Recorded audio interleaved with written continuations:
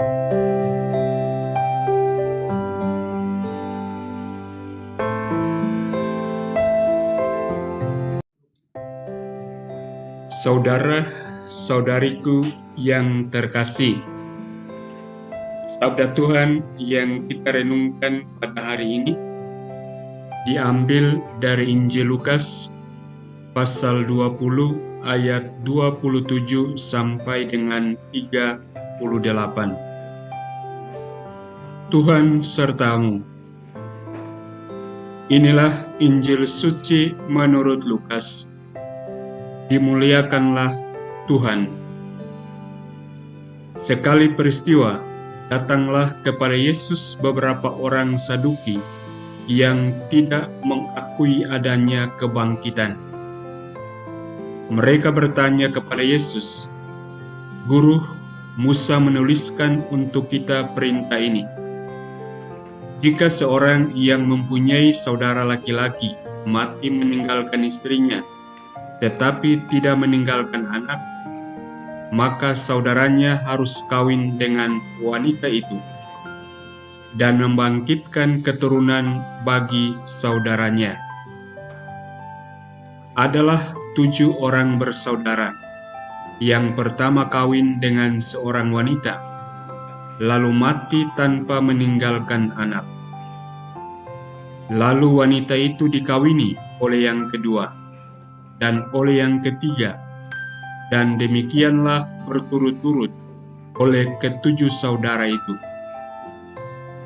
Mereka semuanya mati tanpa meninggalkan anak. Akhirnya wanita itu pun mati. Bagaimana sekarang dengan wanita itu? Siapakah di antara orang-orang itu yang menjadi suaminya pada hari kebangkitan? Sebab ke-7-nya telah beristrikan dia." Jawab Yesus kepada mereka, "Orang-orang dunia ini kawin dan dikawinkan, tetapi orang yang dianggap layak mendapat bagian dalam dunia yang lain itu dan dalam kebangkitan dari antara orang mati, tidak kawin dan tidak dikawinkan. Sebab mereka tidak dapat mati lagi. Mereka sama seperti malaikat-malaikat dan menjadi anak-anak Allah, karena mereka telah dibangkitkan. Tentang bangkitnya orang-orang mati, Musa telah memberitahukannya dalam nas tentang semak duri, di mana Tuhan disebut Allah Abraham, Allah Ishak, dan Allah Yakub. Ia bukan Allah orang mati, melainkan Allah orang hidup, sebab di hadapan Dia semua orang hidup." Demikianlah sabda Tuhan. Terpujilah Kristus. Saudara-saudariku yang terkasih, dalam perjalanan kehidupan kita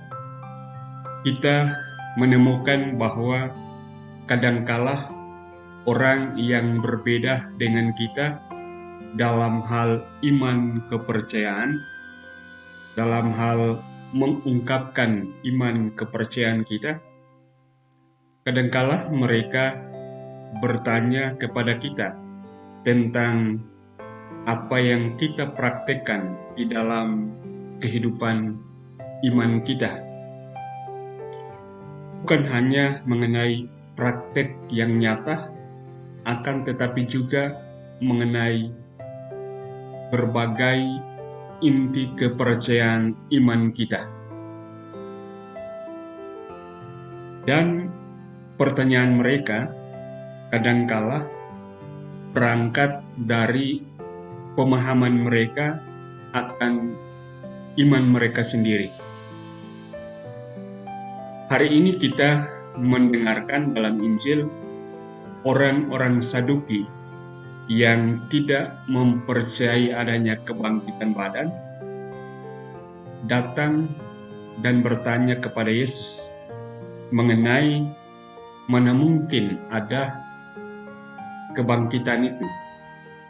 Atau dalam pertanyaan dalam Injil yang kita dengarkan pada hari ini, mereka membuat contoh di mana ada beberapa orang pria menikahi seorang wanita secara berturut-turut. Yang pertama meninggal, lalu yang lain menikah, sampai yang terakhir. Nah, pertanyaan mereka, siapa yang menjadi suami si perempuan pada dunia di seberang sana? Itu logika mereka, berdasarkan kepercayaan mereka. Nah, kita mendengarkan Yesus menjawab dengan baik pertanyaan itu dengan memperlihatkan, menunjukkan pemahaman di balik keyakinan, kepercayaan akan adanya kebangkitan. Yesus mengatakan di sana tidak ada lagi kawin dan dikawinkan. Sebuah logika, pemahaman, pemikiran yang langsung berbeda di sana. Bapak, Ibu, saudara, saudariku yang terkasih, contoh yang kita dengarkan dalam Injil ini dari Yesus dalam menghadapi orang-orang yang bertanya berdasarkan logika kepercayaan iman mereka. Contoh ini yang kita dengarkan dapat memberikan pelajaran kepada kita bagaimana menghadapi orang-orang yang berbeda iman kepercayaan dengan kita. Ketika pertanyaan-pertanyaan yang datang kepada kita mengenai apa yang kita percayai, apa yang kita imani, bentuk-bentuk nyata, praktek-praktek nyata kehidupan iman kita. Ketika ada pertanyaan-pertanyaan itu, kita belajar dari Yesus menjelaskan apa yang kita imani, apa yang kita percayai, bentuk-bentuk kepercayaan, bentuk-bentuk tindakan iman yang kita lakukan. Kita menjelaskan apa yang kita hidupi, apa yang kita hayati. Tentu bukannya pertama-tama untuk membuat mereka percaya. Yang kita buat adalah supaya mereka mengerti, mereka memahami. Syukur kepada Allah kalau mereka kemudian mengalami perubahan di dalam kehidupan mereka. Yesus menunjukkan bahwa yang penting, yang baik dari kita yang ditanyai adalah menjelaskan, supaya pada akhirnya orang-orang yang bertanya boleh memiliki pengertian, boleh memiliki pemahaman. Saudara, saudariku yang terkasih, mari kita mendalami dari hari ke hari iman kepercayaan kita agar kita mampu menjelaskan, mampu memberikan pengertian yang baik kepada orang lain, kepada sesama kita ketika mereka mempertanyakan apa yang kita imani, apa yang kita percayai, tindakan-tindakan iman yang kita lakukan di dalam perjalanan kehidupan kita. Tuhan memberkatimu.